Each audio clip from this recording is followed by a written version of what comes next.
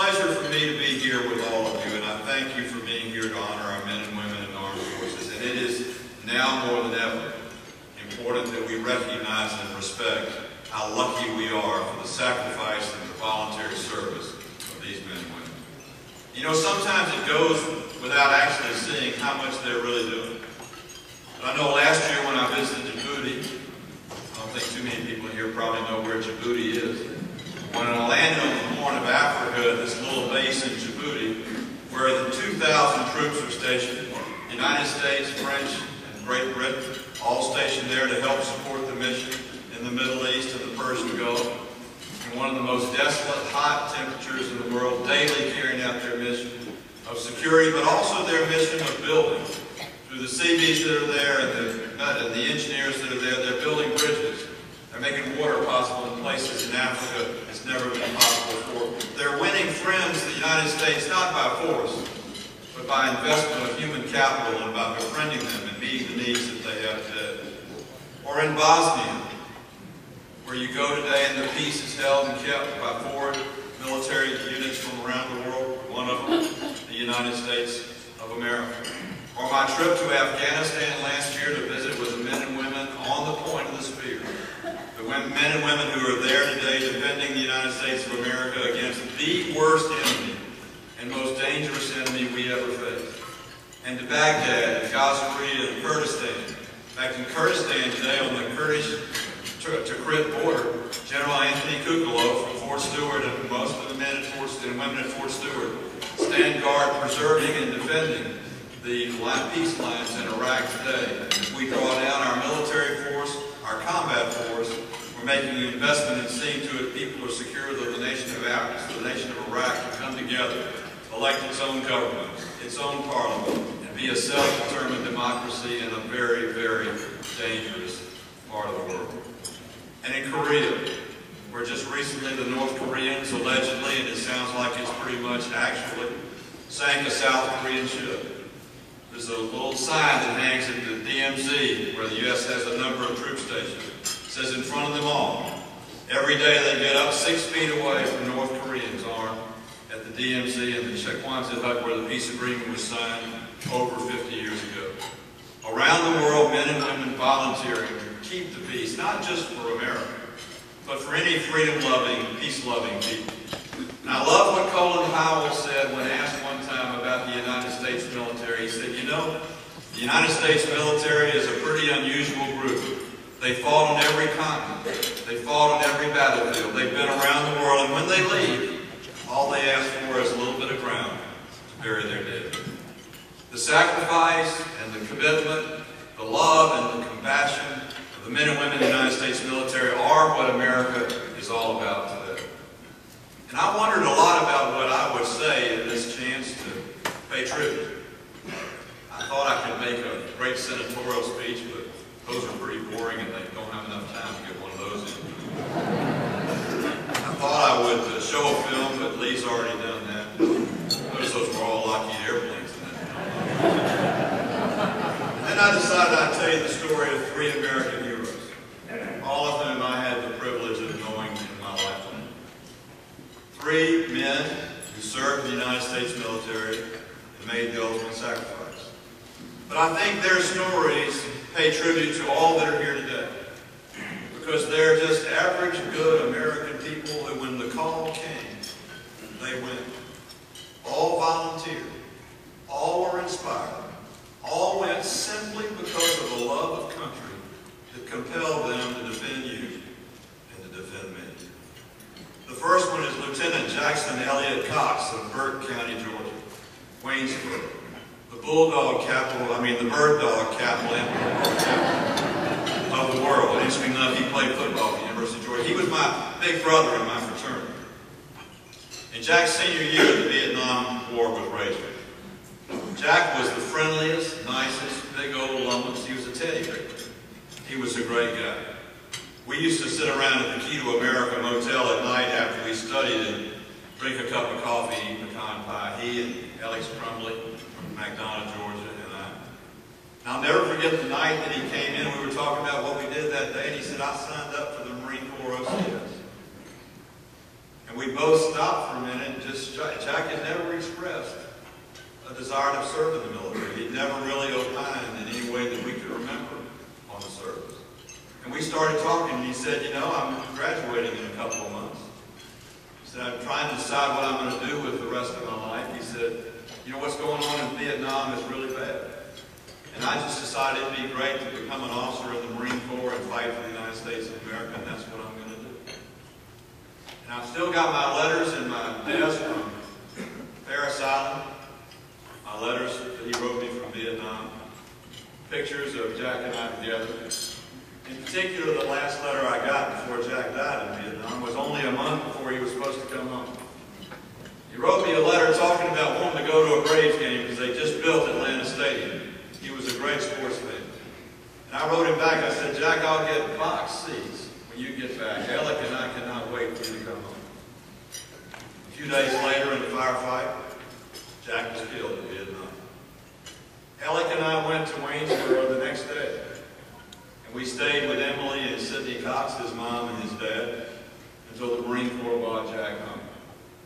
We stayed at the wake. In South Georgia, in a lot of places, most of the body will rest in the home, and they had the dining room cleaned out, and Jack was there. And Alex and I took turns staying up, so somebody was always up through the night. And we went to that knoll at the Pine Needles Cemetery in Burke County, Georgia, when Jack was laid to rest and got his 21-gun salute. I've never forgotten that day. It is emblazoned in my mind and in my emotions in my heart. A man who had gone to the University of Georgia and was on the cusp of his adult life. Sat in a motel over a cup of coffee and a pecan pie. And told his two best friends, you know, we need help in Vietnam. I love my country. I'm graduating in 2 months. I want to do something that makes a difference. And I signed up for the United States Marine Corps. And there are hundreds of stories in Georgia, thousands of stories in America, tens of thousands of stories in history of men and women who, with friends at meetings just like that, have declared their love of country and on the cusp of their future have volunteered to serve and have given the ultimate sacrifice. Second is Diego Rincon. Diego Rincon came from Central America. He came to the United States and volunteered in the United States Army to pursue citizenship in this country. His father was here working, and he brought Diego to America. Diego signed up for the Army and entered the process by which he could become a citizen. He went to basic training. He left Fort Benning, and he was in the first troops to go in Iraq in 2001. Diego Rincon was also the first Georgian to die in the war in Iraq. He died not as a U.S. citizen, but he died as one who was pursuing citizenship. He volunteered for the service not because he wanted to expedite his citizenship, because he wanted to serve the country he would become a citizen of, and he loved. The phone call I will never forget, and the phone call Zell Miller, then senator from Georgia, my predecessor, will never forget, came the next day. Diego's father called both of us. He said, my son did everything he did to come to America, and he is doing everything he could to become a citizen, and he died serving America. Could we bury him? Could he be buried as an American citizen? And in one of the rare times the United States Senate and the United States House in 36 hours passed a law that made sense. Any non-American citizen serving the United States military who dies for this country and asked will be buried as a citizen posthumously.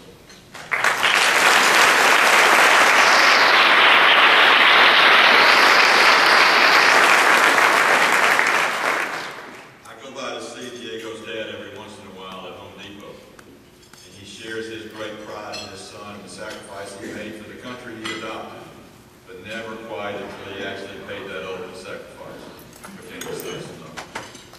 And lastly, I want to talk about Lieutenant Noah Harris. Lieutenant Noah Harris in 2001 was a cheerleader for the University of Georgia Bulldogs, one of the best they had. He was a junior at the University of Georgia, from LJ, Georgia. One of the happiest guys you'd ever want to know. His mom, Lucy, and his dad, Rick, I've become very good friends with since we lost Noah. Noah was cheering one Saturday afternoon at a University of Georgia game, and then on 9/11, 2001, the world turned upside down. Everyone in here remembers what happened. The Twin Towers went down, 2,998 souls died and perished, and the ultimate war between good and evil had begun.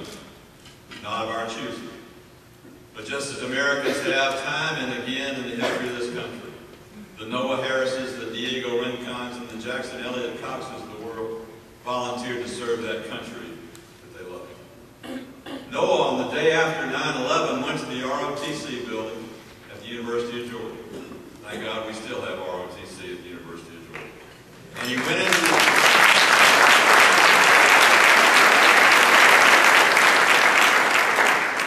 and said, I saw what happened yesterday. I want to fight for my country. I want to make sure the people who did this can never do it again.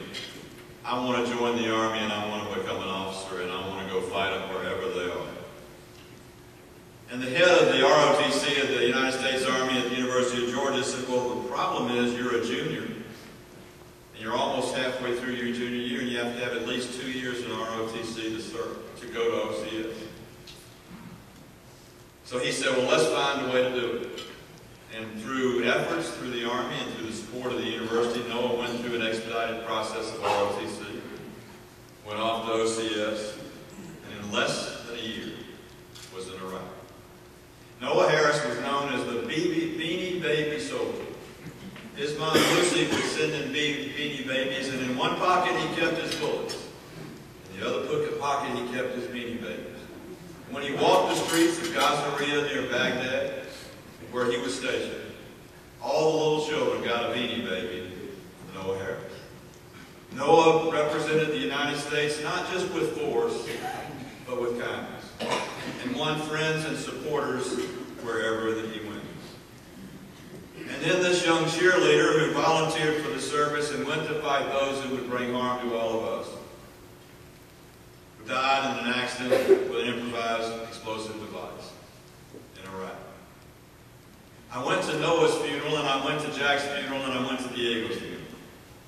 And they're all pressed in my heart and impressed in my mind in terms of the tragedy but the joy. Every parent was so proud of their son who they had lost. Every relative was so proud of the country that they served. And in that time of tear and despair, love of America prevailed. And the price that they paid, although the ultimate price, was for the greatest country on the face of this earth. So on this day, when we pay tribute to the United States military, the men and women who join us today, we also pay tribute to those who fought on battlefields around the world so that we can all gather here today. I tell people in my political speeches, you know, when you think about the Bill of Rights, the first 10 amendments to the Constitution, the things we enjoy and fight and argue over, the right to freely assemble, worship as we see fit, be able to purchase a weapon and defend ourselves, speak without fear of somebody speaking or injuring us, and assembling together to share our thoughts, our hopes, our dreams, and our aspirations, are all made part because of the men and women that serve the United States military. You know, this place that you and I call home is a very special place. And the rest of the world calls it America. And they wish they could be here. Because this is the freest, bravest, boldest nation in the world. And it is today. Because of the men and women of the United States military. God bless everyone.